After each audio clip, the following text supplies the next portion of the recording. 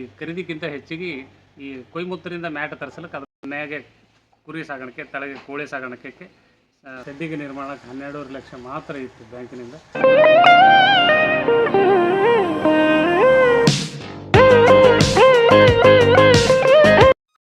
ನಮಸ್ಕಾರ. ಈ ವಿಡಿಯೋ ಮಾಡೋ ಉದ್ದೇಶ ಇಷ್ಟೇ. ಈ ಯಾರಿಗಾದರೂ ಈ ಕುರಿ ಶೆಡ್ಡು ನಿರ್ಮಾಣ ಮಾಡಲು ಅನುಕೂಲ ಆಗಲಿ ಅನ್ನೋ ದೃಷ್ಟಿನಿಂದ ಈ ಒಂದು ಮೇಕೆಗೆ ಬೇಕಾದಂಥ ಸಮಗ್ರ ತೆಗೆದುಕೊಳ್ಳಲಿಕ್ಕೆ ಈಗ ತಮ್ಮ ಎದುರುಗಡೆ ಇವೆಲ್ಲ ವಿಡಿಯೋಲಿ ತಾವು ನೋಡ್ಬೋದು. ಸೊ ಬನ್ನಿ, ಇವಾಗ ನಾವು SLT ಗೋಟ್ ಫಾರ್ಮ್ ಕಟ್ಟಡ ನಿರ್ಮಾಣ ಮಾಡಿರುವ ಸ್ಥಳ ಹಾಗೂ ಅದರ ಸುತ್ತಳತೆ ಬಗ್ಗೆ ತಿಳಿದುಕೊಳ್ಳೋಣ.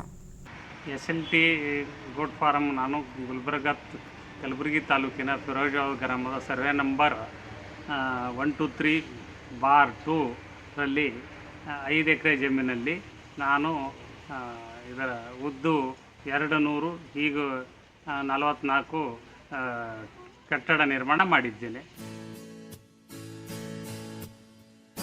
ಈ ಕಟ್ಟಡ ನಿರ್ಮಾಣ ಮಾಡೋಕ್ಕೆ ಎಷ್ಟು ಟೈಮ್ ಬೇಕಾಯಿತು? ಈ SLT ಗೋಟ್ ಫಾರ್ಮ್ ನಾನು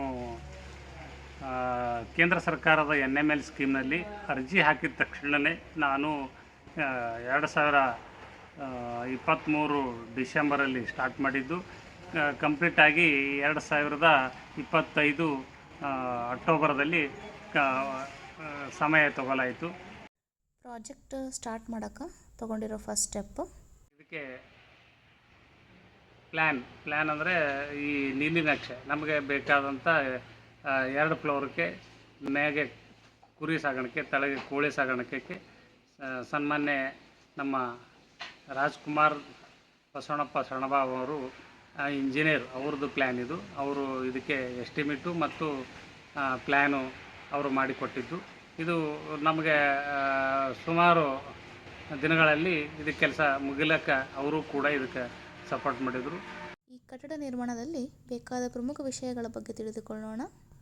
ಕಾಲಮ್ ಆಗಿರ್ಬೋದು, ಮ್ಯಾಟ್ ಆಗಿರ್ಬೋದು, ಮತ್ತು ಈ ಥರ ಶೆಡ್ಡಿನ ನಿರ್ಮಾಣದಲ್ಲಿ ಈ ಫೈಬ್ರಿಕೇಷನ್ ಯೋಜನೆ, ಇದಕ್ಕೆ ಬೇಕಾದಂಥ ಫೈಬ್ರಿಕೇಷನ್ ಲೇಬರ್ ಅವರಿಗೆ ಇದು KG ಹಿಸಾಬ್ ಮೇಲೆ ನಾನು ಅವರಿಗೆ ಈ ಒಂದು ಜೋಡಣೆ ಮಾಡೋಕ್ಕೆ ಎಲ್ಲ ಸಾಮಗ್ರಿ ನಾವು ಕೊಟ್ಟು, ವಿದ್ಯುತ್ ಕೊಟ್ಟು, ಅದಕ್ಕೆ ಬೇಕಾದಂಥ ವೆಲ್ಡಿಂಗ್ ಕಡ್ಡಿಗೂ ಕೂಡ ನಾವು ಕೊಟ್ಟು ಅವರಿಗೆ 1 kgಗೆ ಸುಮಾರು 15 ರೂಪಾಯಿಯಂತೆ ನಾವು ಈ ಒಂದು ಶೆಡ್ಡಿಗೆ ಲೇಬರು PD ರಾಠೋಡ್ ಅಂತ ಇಂಡಿಯವರು, ಅವರು ಕೂಡ ಇದಕ್ಕೆ ಬಂದು ಇಲ್ಲಿ KG ಹಿಸಾಬ್ ಮೇಲೆ ಇದು ಲೇಬರ್ ಮೂಲಕ ನಮಗೆ ಎಲ್ಲ ಸಾಮಗ್ರಿ ಕೊಟ್ಟು ಅವರು ಇದು ನಿರ್ಮಾಣ ಮಾಡಿದ್ದಾರೆ ಎಂದು ನಾನು ತಿಳಿಸ್ತೇನೆ. ಕಟ್ಟಡ ನಿರ್ಮಾಣ ಮಾಡುವಾಗ ಪ್ರತಿಯೊಂದು ಹಂತದಲ್ಲಿ ಆಗಿರೋ ವೆಚ್ಚದ ಬಗ್ಗೆ ತಿಳಿದುಕೊಳ್ಳೋಣ ಬನ್ನಿ.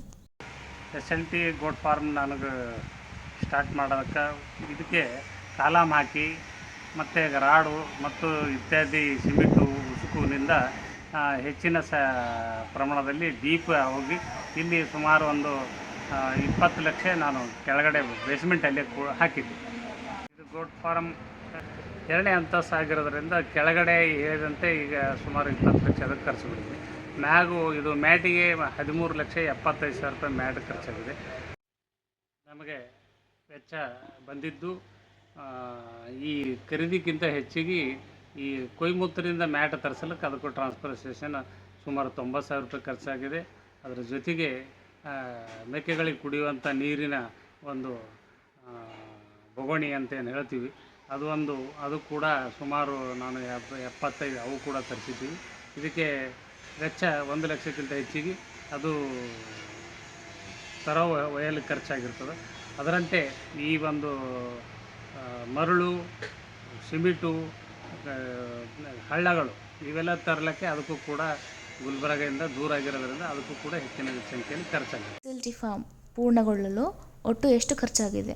ಈ ಒಂದು SLT ಗೋಟ್ ಫಾರ್ಮ್ ನಾನು ನಿರ್ಮಾಣ ಮಾಡಲಿಕ್ಕೆ, ಕಟ್ಟಡ ಮಾಡೋಕ್ಕೆ ಸುಮಾರು 55 ಲಕ್ಷ ನಾನು ಖರ್ಚು ಮಾಡಿದ್ದೀನಿ. ಶೆಡ್ಡಿಗೆ ನಿರ್ಮಾಣಕ್ಕೆ 12 ಲಕ್ಷ ಮಾತ್ರ ಇತ್ತು ಬ್ಯಾಂಕಿನಿಂದ. ನಾನು ಉಳಿದ ಒಂದು 35-40 ಲಕ್ಷ ಕೈಲಿಂದ ಹಾಕಿ ನಾನು ಈ ರೀತಿ ಹೈಟ್ಯಾಕ್ ಆಗಿ ಕಟ್ಟಿದ್ದೀನಿ. ಇದು ಪೂರ್ಣಗೊಂಡು ನಾನು ಈಗ ಮೇಕೆಗಳು ಸಾಗಣೆ ಮಾಡ್ತಾಯಿದ್ದೀನಿ.